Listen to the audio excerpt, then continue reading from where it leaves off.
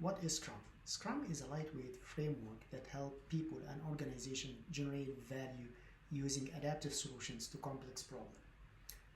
So how does Scrum do that? The theory of Scrum starts by the small team, the Scrum team, typically 10 people or less. Scrum team should be cross-functional, meaning that within the team they have all the necessary skills to generate a useful, valuable increment every sprint.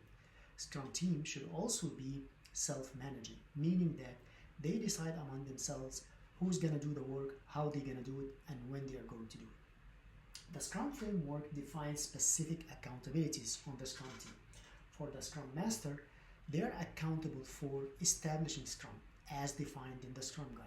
They are also accountable for the team effectiveness by helping and coaching them in their practices. For the product owner, they are accountable for maximizing the value of the product resulting from the work being done by the Scrum team. For developers, they are accountable for developing a plan for the sprint and adjusting their goals on a daily basis towards the sprint goal and adhere to a definition of done to ensure quality is built in the work that they're doing. The Scrum framework requires from the Scrum team to abide and live by 5 values while working and interacting together. Those values are commitment, focus, openness, respect, and courage. But that's not really what makes Scrum able to do what it does to generate value using adaptive solutions to complex problems. The theory of Scrum is founded in 2 broad management theories. The first one is the theory of empiricism. Empiricism states that knowledge comes from past experience and we use factual data to optimize prediction for the future. For Scrum to implement or embed empiricism in its framework, Scrum adopts 3 pillars. Those pillars are transparency, inspection, and adaptation. Transparency means that the work being done should be visible to not just the people doing the work, but also the people receiving the work. And by achieving that, this allows anyone from the product stakeholder domain to inspect the work and see if that aligns with this, the product goal or not. And if not, then the team can adapt their work to adjust towards the product goal. The second theory that Scrum is founded on is the theory of lean thinking. Lean thinking focuses on the essentials and eliminate any unnecessary waste in any process. To implement lean thinking in its framework, Scrum defines 5 events in its framework. The first event is the sprint, which is basically the containing event for all the other 4 events. Sprints are the heartbeat of Scrum. Sprint is where ideas are turned into values.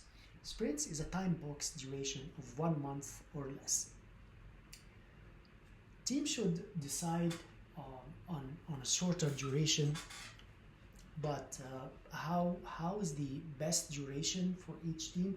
That is outside the scope of the Scrum framework. The sprint kicks off with the sprint planning, which is a meeting where the Scrum team gets together along with any other stakeholders whom they can get advice and input from to answer 3 questions. The first question is why this sprint is important, which typically translates into defining a sprint goal. The second question is what items from the product backlog that the team can take and work on the next sprint. And then the last question is how the work selected in the sprint backlog is going to be decomposed and assigned to the people to work on, which is typically, as we discussed, is the accountability of the developers. Sprint planning is time boxed to a maximum of 8 hours for a 1-month sprint. For shorter sprint duration, the time could be adjusted proportionately. Once a sprint is started, nothing should be made to endanger the sprint goal. If for whatever reason the sprint goal is deemed obsolete or no longer valid, then only the product owner can make the call to cancel a sprint. The second event is the daily Scrum, which is a free flow, free format 15 minutes meeting daily, only for developers to discuss their progress towards the sprint goal and adjust their work accordingly. It's preferred that the daily Scrum to be held at the same time and the same place to reduce complexity. If the Scrum Master and the product owner have work to do in the sprint backlog, they can attend, but only as developers. The second to last event is the sprint review. During the sprint review, the Scrum team meets with all the product stakeholders to inspect the outcome of the sprint. During sprint review, the team demonstrates the work being done and the increment being built during that sprint, and collect feedback and input from themselves and as well from the whole product stakeholder. Typically, in a sprint review, the outcome of the sprint review results in accepting or rejecting the increment, but also it includes updates and refinement to the product backlog.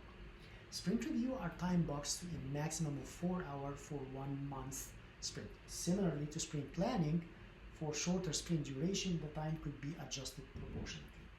The last event is the sprint retrospective, which is only for the immediate Scrum team members. And during the sprint retrospective, the team focus on finding ways to enhance their performance and effectiveness in working together. Sprint retrospective is time boxed to a maximum of 3 hours for a 1 month sprint. When it comes to the artifacts of Scrum, Scrum has only 3 artifacts. Each artifact has a commitment, which represents an opportunity to enhance the transparency of the work being done. The first artifact is the product backlog, and the commitment to that is the product goal. And as we discussed, the product owner's sole accountability and responsibility in the product goal and in defining a clear and understood product goal. And for that reason, the product owner should be just one person and cannot be a committee or a group of people. Product backlog refinement is an ongoing process and should be done as needed.